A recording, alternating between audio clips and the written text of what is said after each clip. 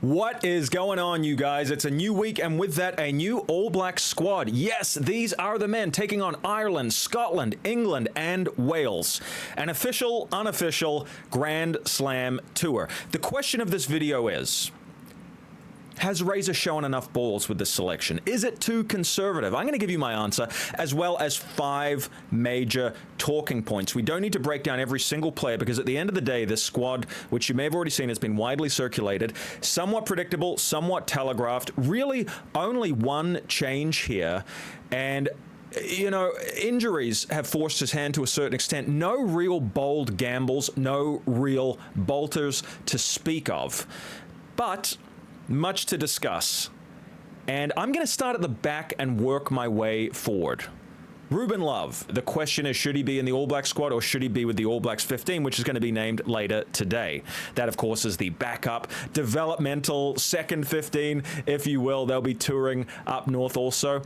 Look, my view is that this bloke has had enough time in the All Blacks environment to warrant a start, okay? It's got to happen soon. It could happen against Wales. And I think that is actually going to be more meaningful for him than more game time in the All Blacks 15 environment. This guy needs All Blacks minutes, not more developmental minutes.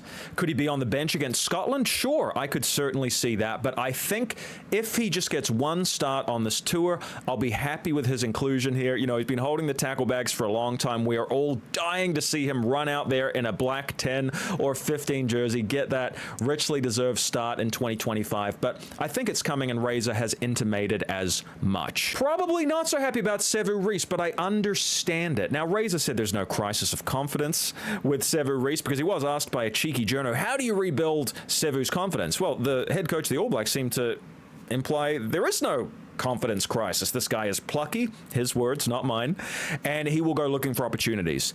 And that's what you're going to get from Sevu Reece. High octane, high energy work rate. You're not necessarily going to get a master under the high ball, and that increasingly is a very important part of the All Blacks back three portfolio.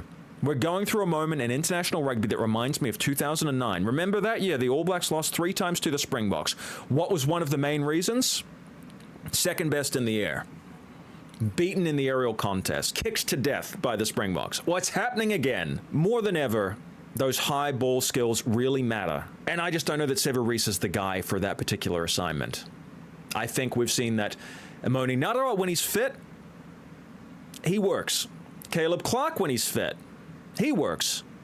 Will Jordan's a little inconsistent, but on his day, he is very good under the high ball, and certainly dropping Jordie Barrett back into the backfield from his usual 12 spot when the kicks are raining down. That has worked well for the All Blacks. I think Reece is going to have to show better wares under the high ball if he's going to retain his spot next year, because I think that a guy like Che Fiaki, you know, he's knocking on the door.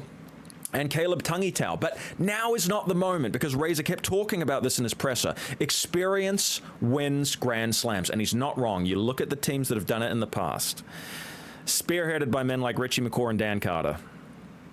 Experience wins Grand Slams. And that's why I'm coming down on the side of favoring this more conservative selection from Razor. Because the All Blacks are in rehab mode. Yes, they're at 77% winning percentage for the year so far. That's very good. That is at or above the All Blacks historical standard, which is somewhere around 75%.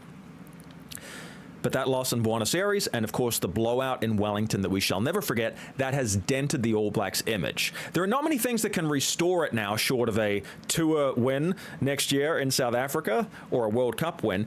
But a Grand Slam is something that would restore a lot of luster to the All Blacks jersey. It would certainly put the world on notice. Therefore, Razor is not taking risks. Guys like Fiaki, they might get a chance next year. Tangitau, another blinder in Super Rugby. He will be one of the All Blacks wingers. That's my early prediction. But for now, you know what you're going to get with Sevu Reece. So I can understand the selection. Would I have made it if I was the All Blacks coach? Probably not. But I'm a humble YouTuber, not the coach of the greatest rugby team in history. Finlay Christie, should he be in there? I think so. Now, a lot of you guys are talking about Dylan Pledger, who has been lighting the world on fire for Otago in the NPC. And that's great. He'll wear a black jersey soon enough. Here's my issue. At what point do we reward form in the black jersey when it's outstanding? Because I know we're still choking on that loss to the Springboks at Wellington, but I haven't forgotten the week before. We finally got a win against South Africa at our spiritual home, Eden Park, and this man on your screen was fantastic. Not flawless, I didn't say that. But he was fantastic. He managed the game well. His kicking was accurate. He was instrumental in the ABs getting the dub. So at a certain point, you have to say that lighting the world on fire for Otago and the NPC is not the same thing as standing up to the almighty double world champion Springboks. That's what this guy did. Now, I don't think he's going to be necessarily starting any games unless it's injury enforced. Clearly, the number one halfback in New Zealand is Cam Roigard with daylight second, then Cortez Ratama. But it's hard not to argue on form that this guy should be third. And here's the argument you're going to hit me with. Yes, but we know what we're going to get with Finlay Christie. Why not go with a pledger? Why not go with someone exciting that we haven't seen much of? See if they can sink or swim in this All Blacks environment. My counter to that would be, yes, we do know what we're going to get with this guy, but how can we be sure that he's going to keep bringing it if he doesn't at least get an annual taste of Test rugby? I don't just think you can wrap him in cotton wool and pull him out in a Rugby World Cup final and he's good to go. Everyone needs some Test minutes to stay sharp. So, this guy proved his worth this year. He has earned this spot with his performance against the Springboks. Clearly a good team, man. I don't hate it, but I suspect some of you will, so please sound off in the comments. Moving forward, Josh Lord. Well, here's the deal. I'm okay with this one. It's time to put up or shut up. This guy has been on the scene for a long time. What does he bring? Good line-out work. If you're a Chiefs man or woman, you know what I'm talking about. Good aerial work. Has had some good tests for the All Blacks. I remember one in 2023 against Argentina where he was very good, very assured in the air. But that feels like a lifetime ago. He's been injured. He's been in and out of the All Blacks environment. It's time to get a statement performance, even if it's off the bench. We need to see this guy hitting some good form on the end of your tour, or it's time to say goodbye. Now, he's a big body, and we are lacking in size compared to the South Africas of this world. So I think it's okay. And a guy like Sam Darry, who many of you might have preferred, he simply hasn't had enough game time. He's been ravaged by injury. I think it makes sense for him to rebuild his confidence at the All Blacks 15 level. At the end of the day, I think that Lord is the guy to slot in now that we've lost Tupuvai. I support this decision. And my final talking point is hooker. Yes, Brodie McAllister is out. He will be named in the All Blacks 15. Razor admitted that. Did he pay the price for the line-out yips against South Africa in Wellington? Almost certainly, although Razor wouldn't admit that. He only praised his hard work at training and said he did a good job in the environment. But I think there's more to this story than just a pretty bad quarter from Brodie McAllister in New Zealand's capital against the Springboks. This guy, George Bell, was already on the scene. He played for the All Blacks last year. He was very good against Fiji in San Diego. I remember that. I believe he scored a try. And he's been good for the Crusaders for years now. So we need to have another look at him. He is the next cab off the rank. He's got some good minutes in the NPC for Canterbury. I like this choice. I think he probably has more upside than Brodie McAllister.